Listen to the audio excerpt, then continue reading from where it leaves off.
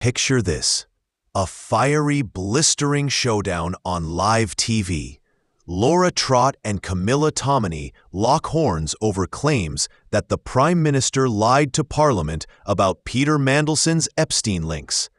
A blazing tweet from Kemi Bnock fuels the clash, and by the end, the studio erupts, leaving viewers asking, is this the PM's breaking point? Watch the clip. Did you know over 95% of our viewers aren't subscribed? Subscribing is free and helps us create more great content. Hit subscribe now and join our community. From there. But hang on a minute, let's put it a different way. If the Prime Minister has lied to the Commons, do you agree that's a resignation event? Yes. Therefore, I'm asking you, Laura Trott, and you've been tweeting about this today. You've tweeted the following. At least Lucy Powell has the courage to call for a change of culture in No. 10 after the PM was in an absurd position this week defending the best pal of a paedophile. Will No. 10's candidate Bridget Phillipson do the same? What you're saying is that you think Bridget Phillipson should follow Lucy Powell in calling for a change of culture in No. 10. We all know what that means. That means calling for a change of leadership. So when I ask you, should Keir Starmer resign, why isn't the answer yes? Put your money where your mouth is. I absolutely am. I'm saying, on the basis of the information that we have right now, the Prime Minister has lied, right? But we believe in due process. We need to see exactly what has happened and what information has been given and when, because they're denying that, right? So therefore, we need to have this out in the public domain. We will use all the avenues available to us to do so. And no, you're missing my point. Hang on, no. The Prime Minister lied in this process. I'm sorry. No, you're missing my point here. Kemi Bnock has put on X, the Prime Minister lied to the Commons. You and I are agreeing that lying to the Commons is a resignation event. Ergo, I'm asking you, Laura Trott, should he resign? But don't you agree that it looks like he's lied? I think everybody agrees it looks like he's lied.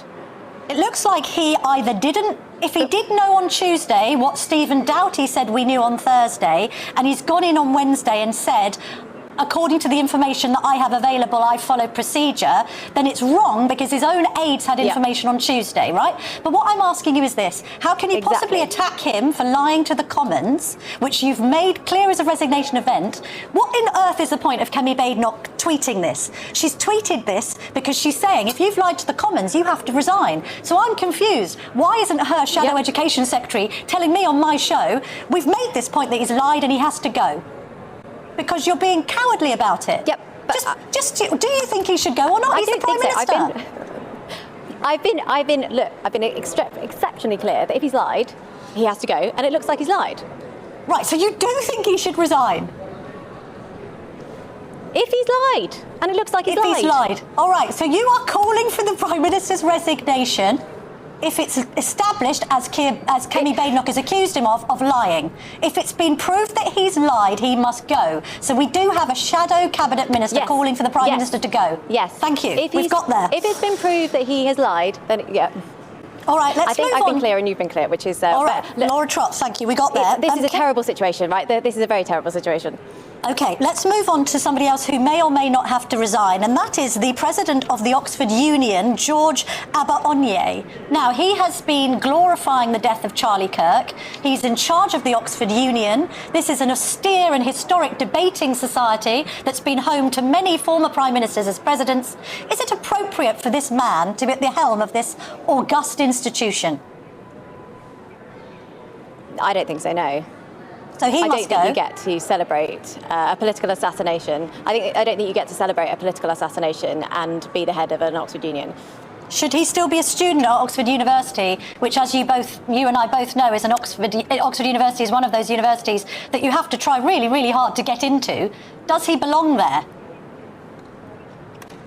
I mean, I haven't seen exact details. I wouldn't go that far personally. I think he's apologised. I don't think he is an appropriate person to be head of the Oxford Union. But I think at that point, we don't need to hound this person out of their, future potential. I think we need to be able to say that if they've apologised, he said it's wrong, he really understands that what he said was absolutely abhorrent, then I think hounding him out of university is probably the wrong thing to do. OK, so step down as the head of the Oxford Union, but not leave the university altogether. Your colleague Chris Philp, the Shadow Home Secretary, seems to be implying in his own posts on social media that this man was a DEI hire. seems to be questioning why he was there. He didn't get very high grades. I think he got ABB. Usually you have to have a minimum of 3 A's to get into Oxford University and all the rest of it. Do you support that theory? I think it's for Oxford to set the admission criteria. You don't know what's gone on in individuals' lives, but I think it's very clear that what he said was just awful, and that is not a sentiment that should be expressed by the leader of the Oxford Union. Do we think that Bridget Phillipson is being honest about her impoverished childhood? She's talked about being brought up in a dilapidated council house, but at the same time she was the daughter of an MP. She went to a very, very good Catholic-aided school in the area, and then she was put on an all-female shortlist to win her seat.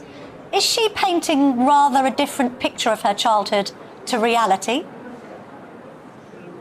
What I'm sure that she's not being honest about is why she's put forward the schools bill in the House of Commons at the moment. Because what has been very obvious in the last week is that Bridget Phillipson is putting policies forward that are damaging the education of our children because she's trying to garner union support. The outcomes of children are being sacrificed at the altar of Bridget Phillipson's ambition, and it is just not good enough.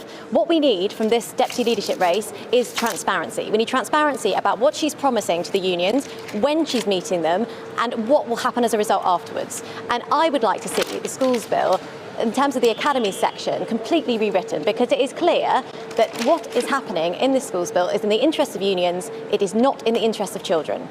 I'm glad you mentioned the unions. I was just flicking through the Sunday Times to find this story. Union boss, this is about the NEU's Daniel Kabidi. Give teachers a mark from home day. He thinks that teachers should be entitled to work 1 day a week from home. Do we want teachers working from home, Laura Trott? Well, do you think that's a good idea?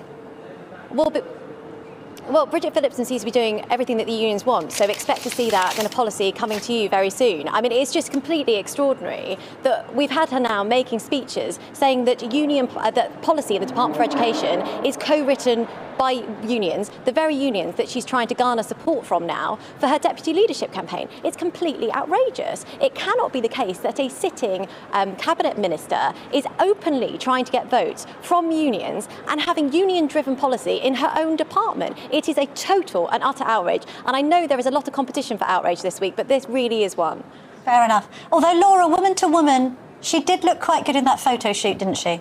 Windswept hair. I thought she looked great, yes. I agree. Yeah, right. I agree. I thought she looked great. Can we agree that if there is a wind tunnel and someone wants to photograph us in it, we'll both agree to that, Laura Trott? 100%. Don't forget to like, comment, and subscribe to Next UK, your go-to for real stories and sharp analysis.